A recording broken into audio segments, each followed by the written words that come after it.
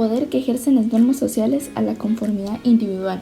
El conformismo social es la capacidad para la toma de decisiones individuales que hace desarrollar a las personas una creencia de libertad. Sin embargo, muchos individuos no son capaces de percatarse de la continua influencia social a la que nos vemos expuestos día a día.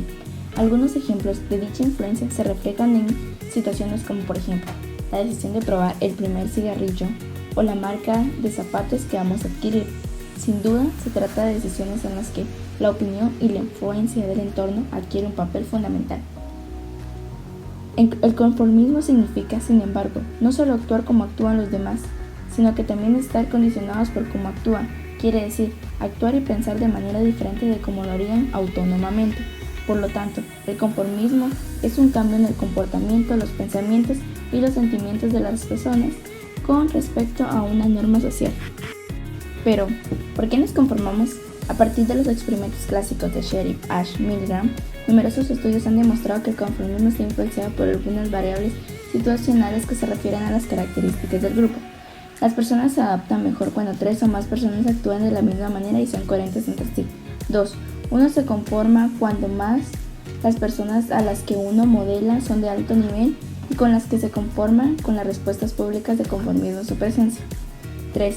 Los estudios afirman que uno se conforma para responder a un deseo de ser aceptado, es decir, influencia normativa, y para hacer frente a situaciones de incertidumbre, influencia informativa. ¿Qué es la Ley 5272? Ley para la protección de la vida y la familia. Esta se refiere al aborto y la educación sexual, aumenta las penas al delito del aborto y sus diferentes circunstancias, pero además habla sobre la manera en que se debe dar educación sexual y rechaza otras maneras de matrimonio que no sean entre hombre y mujer. Con relación a los abortos, se incluyen penas de cárcel de entre 6 meses a 25 años para las mujeres que interrumpan su embarazo voluntariamente.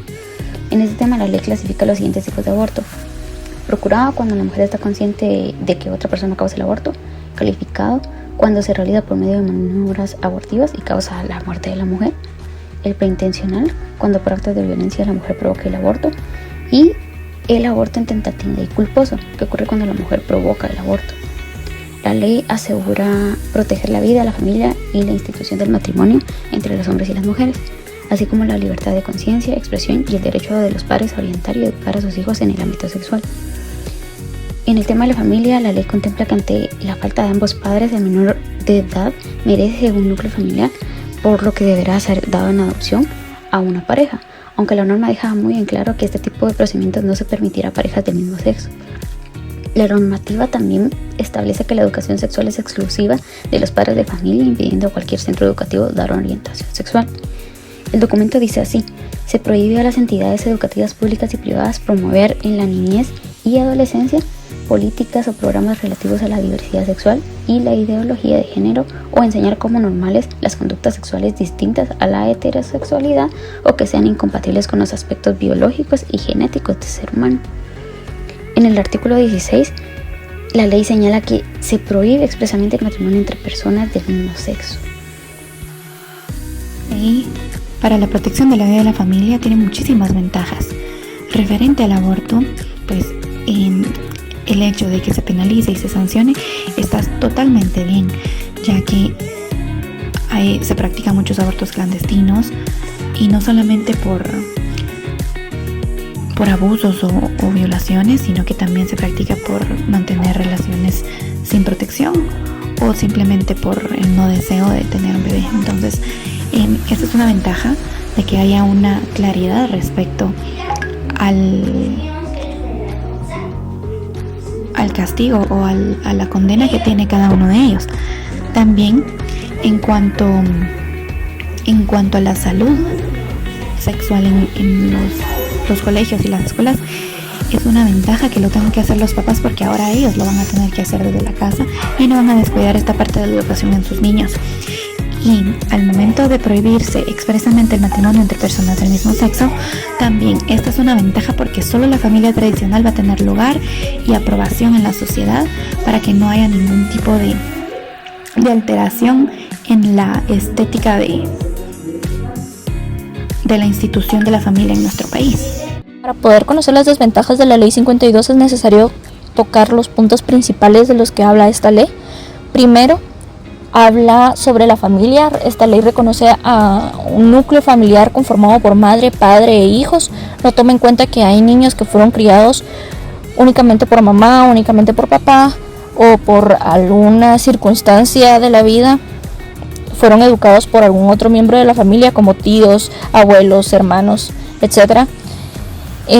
Luego, otro punto que me parece bastante importante es que los centros educativos tienen terminantemente prohibido hablar sobre la educación sexual. Si antes había mucha ignorancia con respecto a este tema, actualmente esa ignorancia va a aumentar, porque al menos antes se trataba de orientar a los alumnos en estos aspectos, pero ahora va a quedar a discreción de los padres, y para muchas familias esto es un tema tabú, es un tema que no se habla.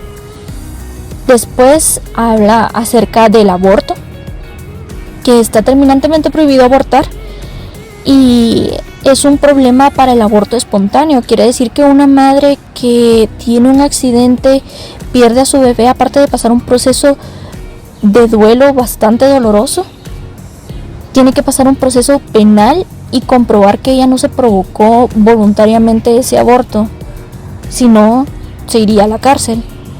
Y por último, las personas homosexuales, la diversidad sexual, que está totalmente prohibido también hablar sobre este tema en centros educativos. Una persona no está obligada a aceptar ese tipo de normalidad, algo distinto a lo heterosexual, y no va a poder ser perseguida si esta persona no piensa, a menos que atente contra la vida de otro individuo. Entonces se tiene que llegar a ese extremo para que una persona de este grupo social, que tenga alguna diversidad sexual, pueda hacer una denuncia. Tiene que ser porque alguien más está atentando contra su vida, hasta ese punto. Entonces me parece bastante extremista, obteniendo como resultado un comportamiento conformista normativa al aceptar esta ley aún no estando de acuerdo, o bien de forma opuesta a aquellas personas que se informan y buscan la manera de obtener la razón a través del conocimiento, aún estando en contra de un gran número de personas.